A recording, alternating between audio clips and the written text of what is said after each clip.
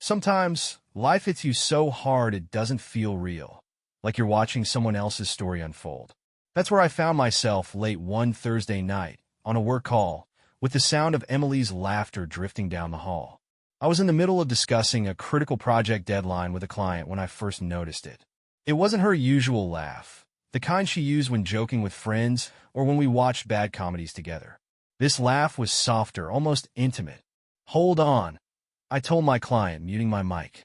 Emily was supposed to be alone in her office, catching up on paperwork for her marketing job. The baby monitor for our 2-year-old son, Noah, was on the kitchen counter, and Noah had been asleep for hours. So who the hell was she talking to? Curiosity got the better of me, and I slid out of my chair as quietly as possible. Her office door was slightly ajar, just enough for me to hear her murmured words. "You know he'll never suspect us. He's too busy working," she whispered, followed by more giggles. My stomach tightened. My legs felt like lead. I forced myself to stay calm, walking back to my desk like I hadn't heard anything. My hands were shaking so badly I couldn't finish the call. I stammered out an excuse to the client about feeling sick and ended the meeting. For the next hour, I sat at my computer, replaying her words in my head. "Never suspect us. He's too busy working." At first, I tried to rationalize it. Maybe she was on a call with a friend and joking about something completely unrelated. Maybe I'd misheard. But deep down, I knew. I've worked in IT and cybersecurity for over a decade. If there's one thing I'm good at, it's spotting patterns, connecting dots, and digging into things most people overlook. And tonight, those instincts kicked in hard. Emily went to bed around 11, kissing me goodnight like everything was normal. I mumbled something about finishing a report and stayed in my office until I heard her soft snores from our bedroom. That's when I got to work. I logged into the home security system and began sifting through archive footage. The cameras were primarily set up for outdoor monitoring, but we had a couple of indoor ones in common areas like the living room and kitchen. It didn't take long to find something unusual. Exactly 1 week earlier, while I'd been out late troubleshooting a server issue for a client, Emily had company. The footage showed her pacing the living room, looking anxious, until a man entered through the front door. My heart hammered in my chest as I watched her greet him with a tight hug that lingered too long to be platonic. They sat on the couch, talking, laughing. At one point, she rested her hand on his knee, and he leaned in closer. But every time the camera angle shifted, his face was partially blocked, either by the edge of the couch, the lamp, or Emily herself. It was maddening. I replayed the footage over and over, trying to get a clear look at his face. I zoomed in, enhanced the video, adjusted the contrast, but it was no use. The angles were too awkward, the footage grainy.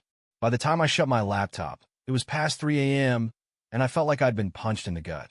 There was no denying it now. Emily was having an affair. The next morning, I couldn't even look at her.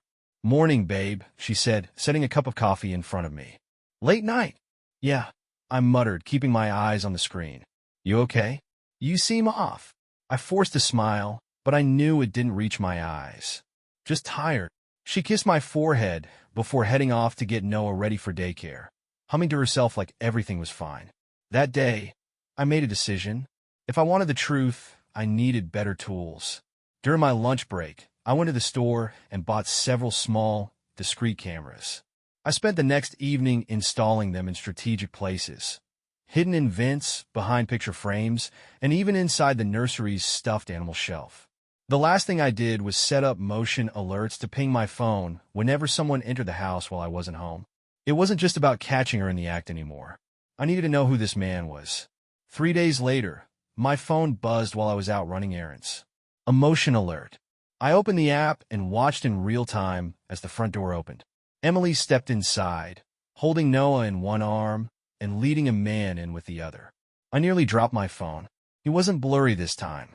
He was in full view, and I recognized him immediately. It was Jake, my brother. At first, I thought my brain was playing tricks on me. There had to be some mistake. But as I watched the footage unfold, my denial shattered. Jake leaned in to kiss Emily, his hand resting on her lower back. Noah toddled over to them, giggling, and Jake scooped him up like he'd done it 100 times before. "Say hi to Dada," Emily cooed. I froze. Dada. The word echoed in my mind, over and over. I don't remember much after that. I think I shut the app, threw my phone onto the passenger seat, and sat there in stunned silence. When I finally got home, Emily greeted me with her usual cheery smile. "How was your day?" she asked, kissing my cheek. "Fine," I said, my voice hollow. Noah ran over, tugging at my leg, and I lifted him into my arms, holding him a little tighter than usual. Emily didn't notice. That night, I stayed awake long after Emily had gone to bed, replaying the footage and every interaction I'd ever had with Jake over the past few years. Had this been going on the whole time? Was Noah even my son? The questions clawed at my mind, refusing to let me sleep. Finally, I grabbed a notebook and started writing down everything I knew. The dates, the footage, the little signs I'd missed over the years. I didn't know what my next move would be, but one thing was certain. I couldn't confront them yet. Not until I had more answers. The next evening, over dinner, Emily dropped another bombshell. "There's something I've been meaning to tell you," she said, her voice hesitant. I froze, my fork halfway to my mouth. "What is it?" She took a deep breath, her hand resting on her stomach. "I'm pregnant." The room spun. I forced a smile, my heart pounding in my chest. "That's amazing," I said, lifting my glass. "To new beginnings." She smiled back, oblivious to the storm raging inside me. As we clinked glasses, I made a silent vow. They would both pay for what they'd done. But first, I needed a plan. After Emily's pregnancy announcement, my world shifted into something unrecognizable. I went through the motions, playing the role of the doting husband, but inside, I was spiraling. Every smile I gave her was forced. Every "I love you" was a lie. The truth was, I didn't love her anymore. I didn't even know who she was. When I looked at her now, all I saw was a stranger, a woman who had lied to my face while sneaking around with my brother. And now, she had the audacity to tell me she was pregnant, expecting me to rejoice in a miracle that I couldn't be sure was even mine. That night, after Emily went to bed, I pulled up the footage from the new cameras. My heart raced as I fast-forwarded through hours of silence and stillness, searching for any signs of Jake's visits. I didn't have to wait long. Just 2 nights earlier, Jake had let himself in through the back door, like he owned the place. He and Emily met in the kitchen, their laughter hushed but carefree. "Think he suspects?" Jake asked, leaning against the counter like he belonged there. Emily shook her head.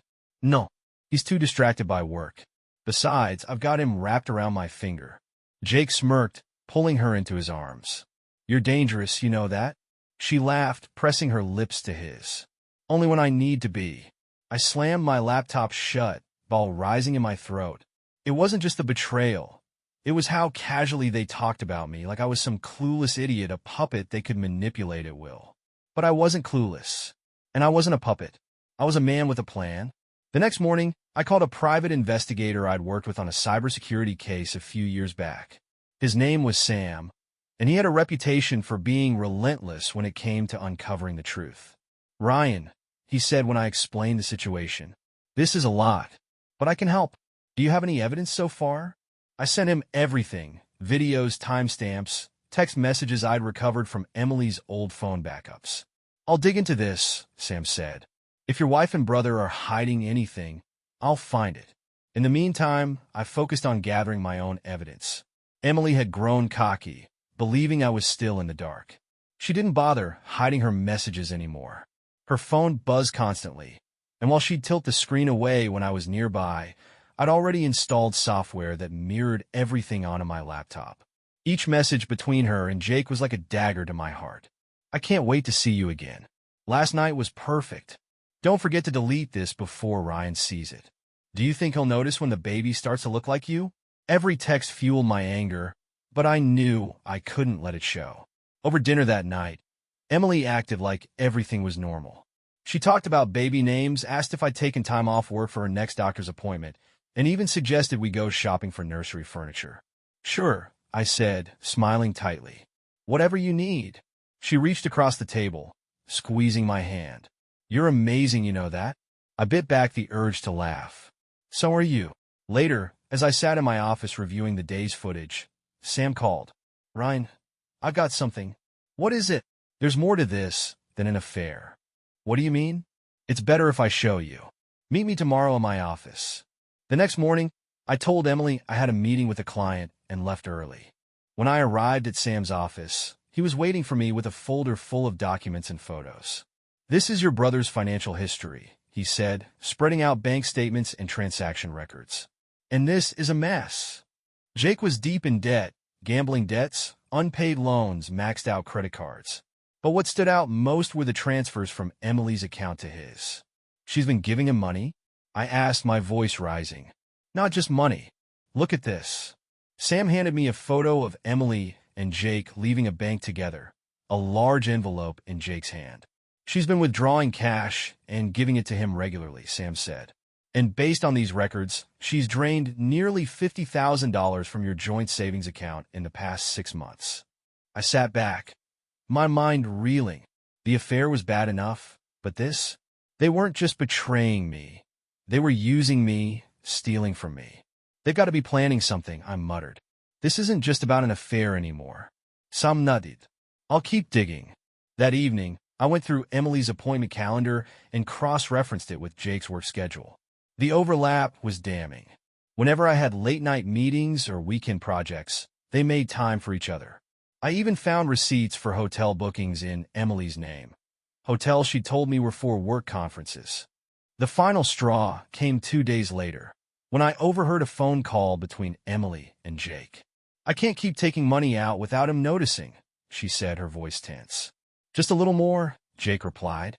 "Once we have enough, we'll be set. He won't even see it coming." "What about the baby?" "Don't worry about that. He'll believe it's his.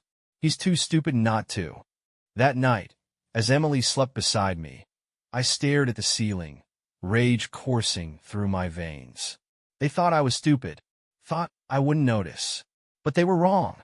The next morning, I started making phone calls. First, I contacted a lawyer who specialized in family law, explaining the situation and asking about my options. Next, I called our bank and flagged all recent transactions, requesting copies of withdrawal slips and authorizations. Finally, I reached out to a close friend who worked in real estate, asking if he knew of any properties Jake might be renting. Over the next week, the pieces started falling into place. Sam uncovered more financial records, including a secret account Emily had opened in her name. It was where she'd been funneling the cash withdrawals. My friend found a small apartment Jake had been renting under an alias, an apartment where he and Emily had been meeting regularly. And the lawyer confirmed what I'd suspected. If the baby wasn't mine, I could contest custody and ensure Emily didn't get a dime of our remaining savings. By the time Friday rolled around, I had everything I needed. The trap was set. That evening, over dinner, Emily mentioned another doctor's appointment scheduled for the following week. "Will you be able to come?" she asked, her tone sweet. "Of course," I said, smiling. "I wouldn't miss it." She beamed, completely unaware of the storm that was about to hit. The next week dragged on like slow torture. Every moment I spent near Emily felt like walking a tightrope, balancing between feigned normalcy and the hurricane of rage building inside me. She continued to play her part perfectly, sweet, doting, and excited about the baby. It was almost impressive how she masked her lies so well, but I'd seen behind the curtain. I knew the truth, and I was preparing to tear her entire facade apart. The day before Emily's doctor's appointment, I met with Sam again. "Ryan," he began, sliding another folder across his desk, "this situation's worse than we thought." "How much worse can it get?" I asked bitterly, flipping open the file. Sam pointed to a series of financial transfers. "Not only has Emily been funneling money to Jake, but she's also been using your accounts to cover his debts. These transactions trace back months, car payments, credit card bills, even some casino fees." I clenched my fists, my knuckles turning white. "She's paying off his gambling debt? With my money. Not just paying it off. She's enabling him. They've been planning to clean you out completely." I stared at the documents, my stomach twisting into knots. It wasn't just betrayal anymore. It was outright theft. They weren't just having an affair. They were plotting to ruin me financially. The following morning, I left for work early, but doubled back to wait outside the house in my car. I wanted to see if Jake would show up. Sure enough, at 9:30 a.m., his truck pulled into the driveway. My blood boiled as I watched him saunter into my home like he belonged there. I didn't need to follow him inside. The hidden cameras would record everything. Instead, I drove to the lawyer's office to finalize the next phase of my plan. Over lunch, the lawyer walked me through the steps we'd take. Freeze all joint accounts immediately after the confrontation. File for an emergency court order to retain custody of Noah. Present the evidence of Emily's affair and financial misconduct to ensure she got nothing in the divorce. Timing is everything, the lawyer said. Once you confront her, we'll file everything the same day. Make sure you have all your evidence in order. Oh, I'm ready, I said, my voice icy. She has no idea what's coming. That evening, Emily was her usual cheerful self, chatting about baby names and the nursery as if nothing were amiss. I was thinking of a jungle theme for the nursery, she said, scrolling through Pinterest on her phone. That sounds great, I replied, forcing a smile. Maybe we can look at paint samples this weekend. She beamed at me, completely oblivious to the fact that I'd already seen the messages she sent Jake about picking nursery colors together. The next morning, I took an extended lunch break to set up the final piece of my trap. I'd arranged for a family dinner that evening, inviting both Emily's parents and mine, under the guise of a casual get-together. Jake wasn't invited, of course, but I knew he'd show up anyway. Emily would make sure of that. Before heading back to work, I installed a new camera in the living room, positioned to capture the entire dinner table. If everything went according to plan, tonight's confrontation would be recorded from every angle. By the time I got home, Emily was already setting the table, her mood brighter than I'd seen in weeks. Your parents and mine in the same room, she joked. Should I be worried about them arguing over politics again? Maybe, I said, smirking. But I think tonight's going to be memorable for other reasons. She laughed, completely missing the edge in my tone. At 7 p.m., everyone arrived. My parents brought a casserole, Emily's dad brought his favorite bourbon, and Emily played the perfect hostess, chatting and laughing like she didn't have a care in the world. As we sat down to eat, I noticed Emily checking her phone under the table. She'd been doing it all night, sneaking glances and smiling at whatever Jake was sending her. I clenched my jaw, but forced myself to stay calm. Timing was everything. Halfway through dinner, the doorbell rang. Emily's eyes widened. Oh, that must be. She caught herself mid-sentence. Probably a delivery. I'll get it. I leaned back in my chair, watching as she rushed to the door. A moment later, Jake walked in, his smug face instantly souring when he saw everyone at the table. Jake, I said, my voice cold. What a surprise. He hesitated, glancing at Emily, who looked like a deer caught in headlights. Yeah, he stammered. I was just stopping by to drop something off for Noah. Really? I said, standing up, because it seems like you've been dropping by quite a lot lately.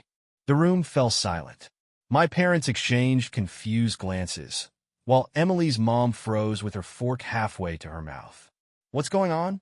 Emily's dad asked.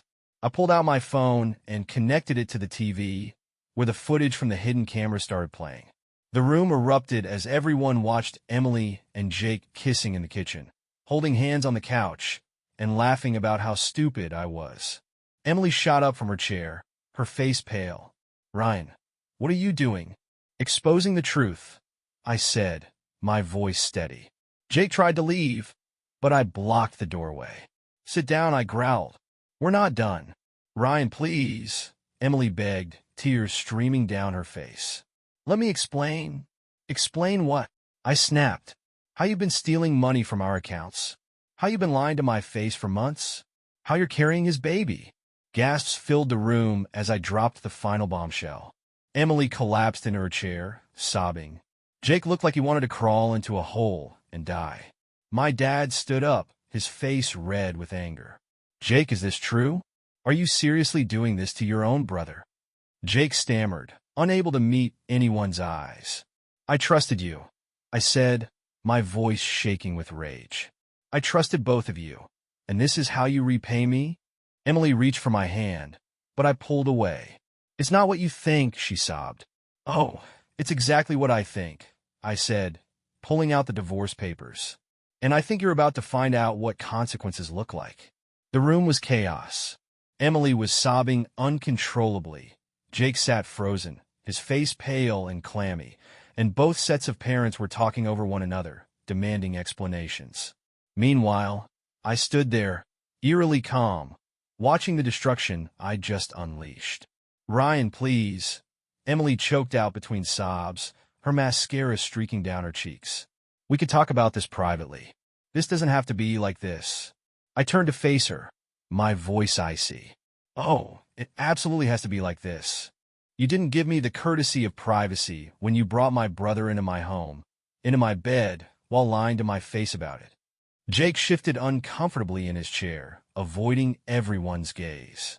My dad glared at him with an expression I'd never seen before, disgust mixed with something resembling heartbreak. "How long has this been going on, Jake?" my dad demanded, his voice trembling. Jake opened his mouth, but no words came out. He looked at Emily, like he was silently begging her to speak for him, but she was too busy crying in her hands to even look at him. "How long?" my dad barked, slamming his fist on the table. Jake flinched.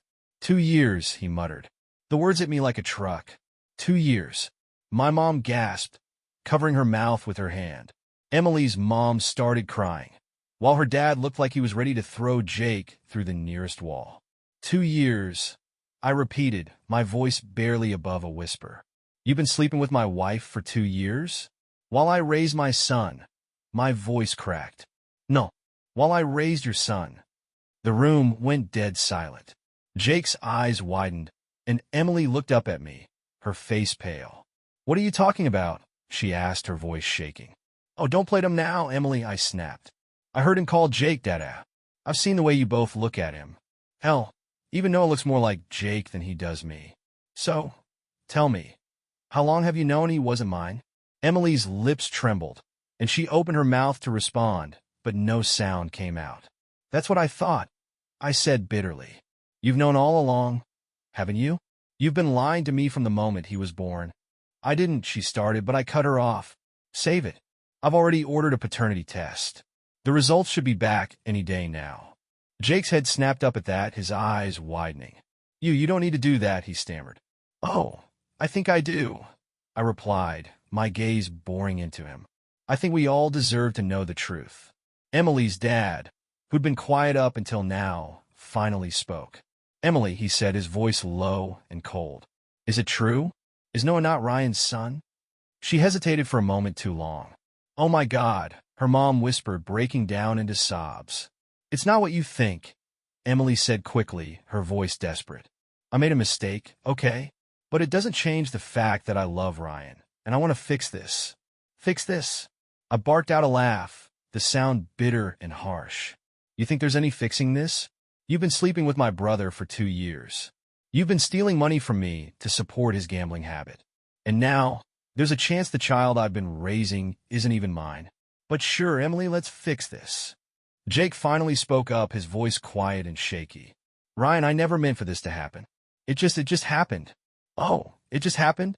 I repeated, my voice dripping with sarcasm. "What, did you trip and fall into my wife's bed? Multiple times over 2 years?" Jake flinched, but I wasn't done. "You've always been a screw-up, Jake," I said, my voice rising. "But this is a new low, even for you. You didn't just betray me, you betrayed your nephew. You betrayed our entire family." My dad stood up abruptly, his chair scraping against the floor. "You're no son of mine," he said, his voice shaking with fury. "Get out of this house. Now." "Dad, please," Jake started, but my dad cut him off. I said, "Get out." Jake hesitated for a moment, then got up and walked toward the door, his head hanging low. He paused in the doorway, glancing back at Emily, but she didn't look at him. The door slammed shut behind him, and the room fell silent again.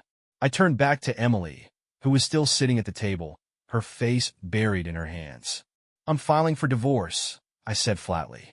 Her head snapped up, her eyes wide. "No, Ryan, please." "It's over, Emily," I said, cutting her off. "I've already spoken to a lawyer. You're going to get what you deserve." "What about Noah?" she asked, her voice breaking. "He needs both of us." "No," I said firmly. "He needs stability, something you clearly can't provide." Emily's parents tried to intervene, but I wasn't having it. She made her choices, I said coldly. Now she gets to live with the consequences. I grabbed the divorce papers from the counter and dropped them in front of her. Sign these, I said. If you fight me on custody, I'll make sure everyone knows exactly what you've done. Every lie, every betrayal. It'll all come out in court. Emily stared at the papers, her hands shaking. Ryan, please. I love you. Don't, I snapped. Don't you dare say that to me. As I walked out of the room, I felt a strange mix of emotions. Anger, sadness, betrayal. But above all, I felt relief. For the first time in months, I was taking control of my life again. Emily and Jake had tried to destroy me, but they underestimated one thing. I don't go down without a fight. And this fight was far from over. The house felt like a battlefield after I walked out of the dining room, leaving Emily sobbing over the divorce papers. For the first time in years, I didn't feel like a guest in my own life. I wasn't going to let their lies, betrayal, and schemes define me anymore. I needed air, so I grabbed my jacket and went outside. As the cold evening breeze hit my face, I realized just how suffocating it had been living under the weight of their secrets. My phone buzzed in my pocket, jolting me out of my thoughts. It was Sam, the private investigator. Ryan, he said without preamble. We've got the paternity test results. I froze. My hand tightened around the phone as my stomach churned. Tell me, I said, my voice barely above a whisper. Sam hesitated for a moment before answering. The test came back negative. Noah isn't yours. It felt like the ground had been ripped out from under me. I'd suspected it, of course, but hearing it confirmed was like taking a bullet to the chest. How sure are they? I asked, though I already knew the answer. 100%, Sam replied. I double-checked everything. There's no mistake. I nodded, even though he couldn't see me. Thanks, Sam. You okay? No, I admitted. But I will be. I hung up and stared at the sky, the stars blurry through the tears I hadn't realized were falling. Noah wasn't my son. The boy I'd raised, loved, and called my own for the past 3 years wasn't mine. But he was innocent in all of this. He didn't ask for any of this mess. And despite everything, I still loved him. I wiped my face and went back inside. Emily was still at the dining table, her parents trying to console her while mine sat in stunned silence. I cleared my throat, and everyone turned to look at me. I just got the paternity test results, I said, my voice steady despite the storm raging inside me. Noah isn't mine. Emily's face crumpled, and she buried her head in her hands. Her dad let out a string of curses under his breath, while my mom gasped audibly. What the hell, Emily? Her dad demanded, his voice filled with anger. How could you do this? Emily didn't respond, her sobs muffled by her hands. I took a deep breath and walked over to her. Sign the papers, I said, placing a pen in front of her. She looked up at me, her tear-streaked face filled with desperation. Ryan, please, don't do this. We can work through this. I'll do anything. Anything, I repeated, my voice dripping with bitterness. The only thing you're going to do is sign those papers. You and Jake have done enough damage. I'm done. She hesitated, looking at her parents for support, but they both looked away. Even they couldn't defend her anymore. Finally, with shaking hands, she picked up the pen and signed her name at the bottom of the page. Thank you, I said coldly, picking up the papers. I turned to her parents. You'll need to figure out how to explain all of this to Noah when he's old enough to ask questions. Because I'm not going to lie to him. Emily's mom burst into tears, and her dad looked like he wanted to crawl under the table. I didn't care. After the papers were signed, I called my lawyer and sent over the documents.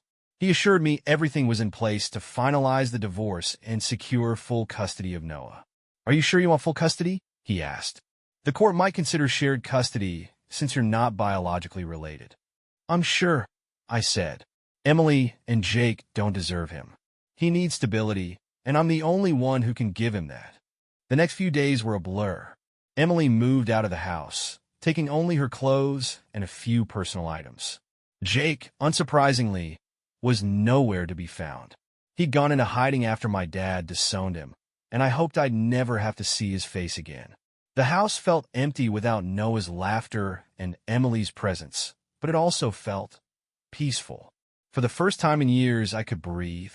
About a week after Emily moved out, I received a call from her. "Ryan, can we talk?" she asked, her voice hesitant. "We don't have anything to talk about," I replied, my tone cold. "Please," she begged. "I need to explain." "Explain what?" I snapped. "How you lied to me for years. How you stole money from me to support Jake's gambling habit. How you destroyed our family." "I think I've heard enough." There was a long pause before she spoke again. "I made a mistake, Ryan, but I still love you." I let out a bitter laugh. "Love? Don't you dare use that word with me. If you loved me, you wouldn't have done this." "I do love you," she insisted, her voice breaking. I got lost. I didn't know how to fix it." "You didn't get lost," I said, my voice like ice. "You made choices, and now you're dealing with the consequences." After I hung up, I felt a strange sense of closure. I'd said everything I needed to say, and there was nothing left for her to take from me. But there was still one thing I needed to do. The next day, I met with Sam and handed him a folder of documents. Evidence of Emily and Jake's financial schemes, their affair, and their betrayal. "What are you planning to do with this?" Sam asked. "I'm sending it to everyone they know," I said simply. "Their friends, their co-workers, their families. Everyone deserves to know who they really are." Sam nodded, and within hours, the documents were sent out. The fallout was immediate. Jake lost his job, his friends, and whatever shred of reputation he had left.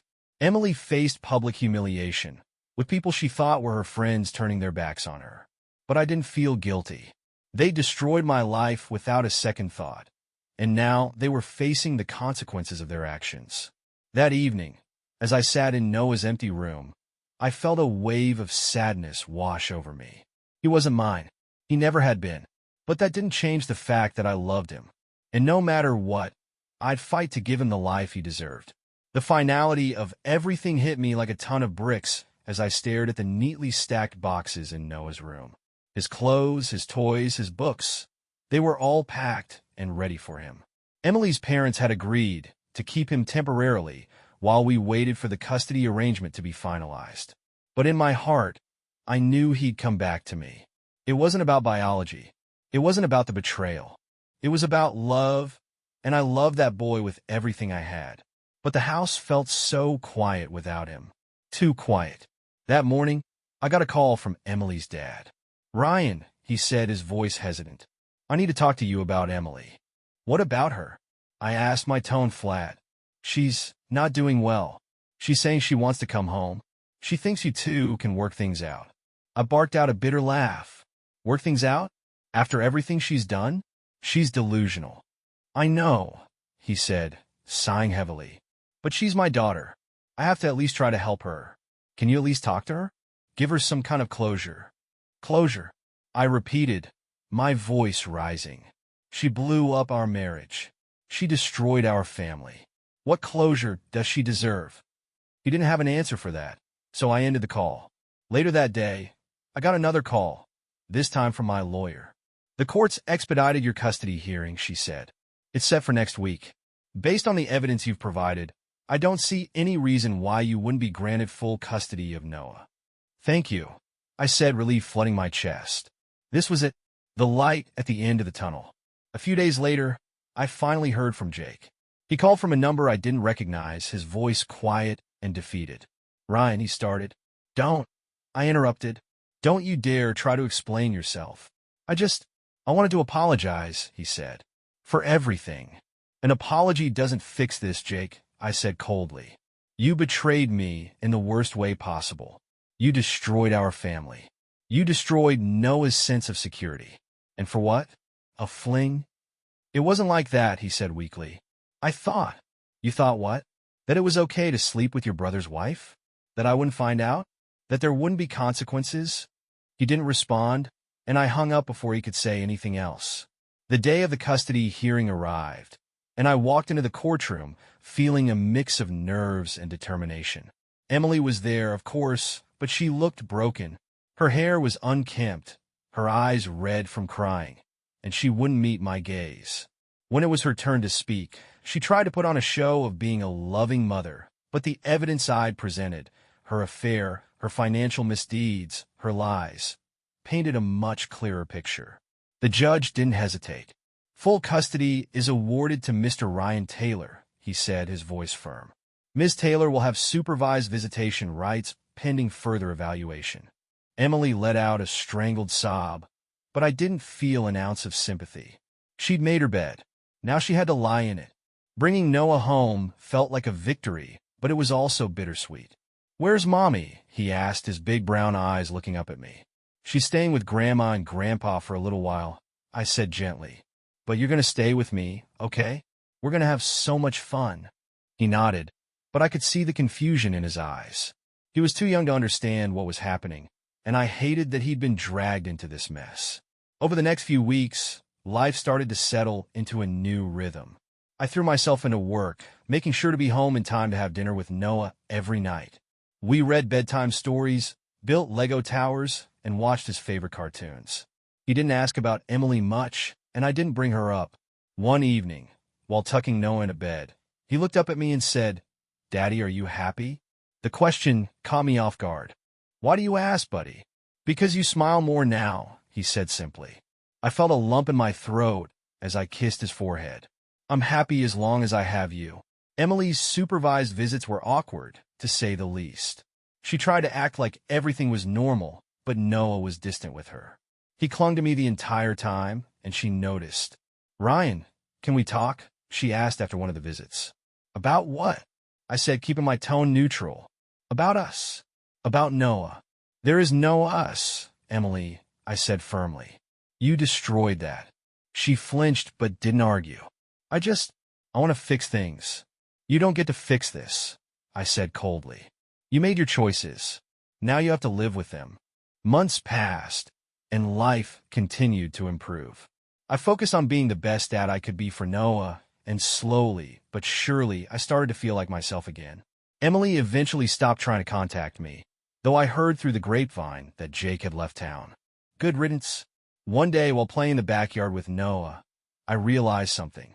For the first time in a long time, I felt at peace. I wasn't defined by Emily's betrayal or Jake's lies. I was defined by the love I had for my son and the life we were building together. "Daddy, look!" Noah shouted, holding up a butterfly he'd caught.